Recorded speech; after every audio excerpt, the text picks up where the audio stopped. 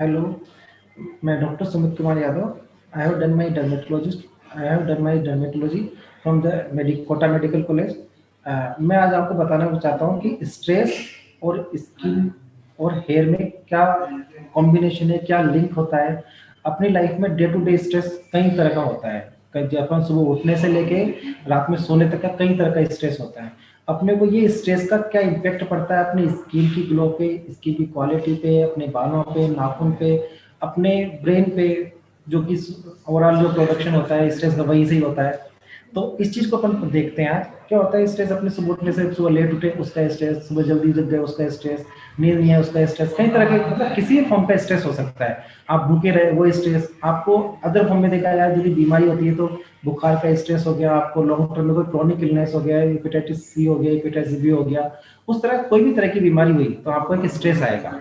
Stress का मतलब होता है कि आपको मतलब कोई भी अदर देन आपकी बॉडी में नॉर्मल फिजियोलॉजी कुछ भी चल रहा है तो स्ट्रेस आया।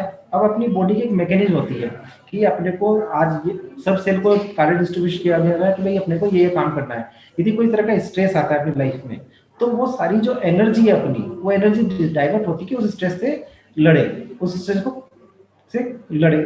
इसलिए अपनी जो सेल्स हैं, जो नॉर्मल आपको उसको फिजियोलॉजी चाहिए कि भाई आज मेरे को इतने ग्लूकोज चाहिए, इतने एसिड चाहिए, वो सभी सारी डाइवर्ट हो गई। तो ये सेल में क्या होता है, जो अपने एनर्जी है वो कम हो गई। तो ये एनर्जी कम होगी तो वो सेल के पास स्ट्रेस आएगा।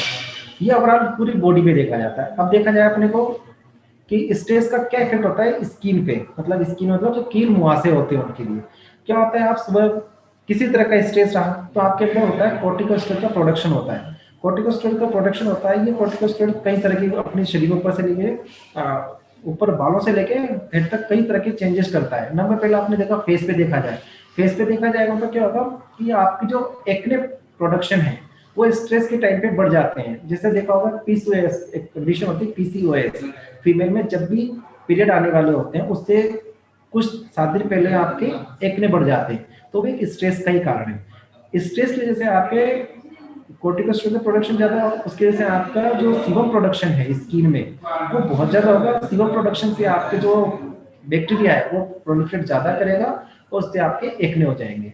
अदर में देखा जाए एक बहुत कॉमन कंडीशन चल रही है पोस्ट कोविड टीलोजन इफ्लुवियम। जब पेशेंट को कोविड हुआ था तब तो वो स्ट्रेस से बाहर आ गया। अब उसके अंदर जब उस टाइम पे जो एनाजन फेज में थे सारे बाल, वो सारे बाल चले गए उसके टीलोजन फेज में, मतलब कि एक एनाजन फेज मतलब ग्रोथ वाले फेज के थे, वो सारे चले गए वो टूटने वाली फेज में।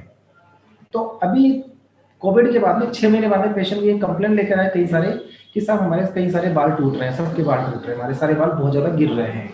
तो वो सब स्ट्रेस की वजह से ही रहा। अब अपन उसके लिए क्या करेंगे, अब जो सारे बाल गिर गए मतलब गिरने वाले हैं तो उसके लिए दवाई गोली देकर क्या करेंगे अपन, जो बाल गिरने वाले हैं उनसे बॉन्ड बनाएंगे तो गिरने के चांसेस कम हो जाएंगे। और जो एम्प्टी फॉलिकल हो गया, यदि अपन दवाई गोली नहीं करेंगे तो वो एम्प्टी फॉलिकल क्या होगा, उसको ग्रोथ आने में कम से कम 3 से 4 महीने लगेंगे। यदि अपन दवाई गोली करेंगे तो वो जो फॉलिकल है वहां पे ग्रोथ जल्दी आएगी और आपके नए बाल की ग्रोथ दोबारा शुरू होगी। एक टीलोजन एक होता है स्ट्रेस फॉर्म में होता है कि ट्राइकोटिलोमेनिया होता है। इसमें एक पेशेंट को क्या होगा, स्ट्रेस आएगा तो क्या करेगा, अपने बालों को खींच कर निकाल लेगा, उससे थोड़ा सा उसका स्ट्रेस कम होगा। ये बहुत कॉमन है फीमेल्स में।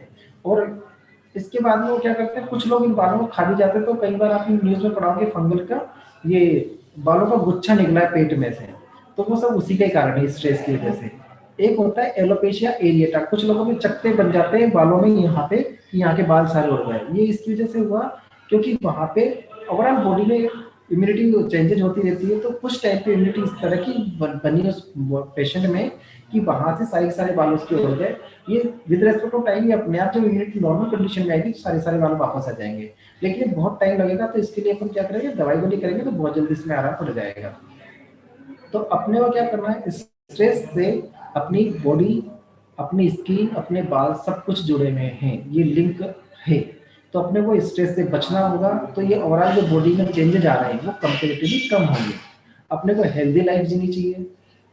अपने को कोशिश करें कि स्ट्रेस कम से कम हो। जैसे कि सुबह उठ के योगा करें, मेडिटेशन करें सुबह, और टाइम से सुबह का ब्रेकफास्ट कभी स्किप नहीं करें। बिकॉज आप यदि भूखे रहते हो तो ये आपके अंदर स्ट्रेस का एक फॉर्म बनेगा और ये वापस आपकी स्किन को खराब करेगा।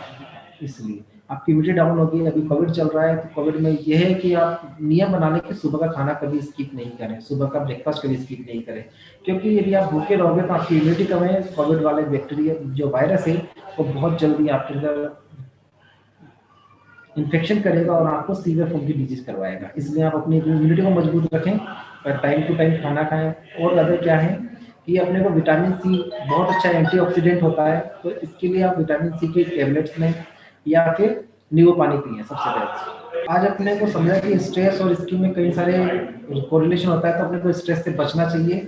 इसी के साथ मैं आपसे विदाई लेता हूँ। Thank you. जय हिंद।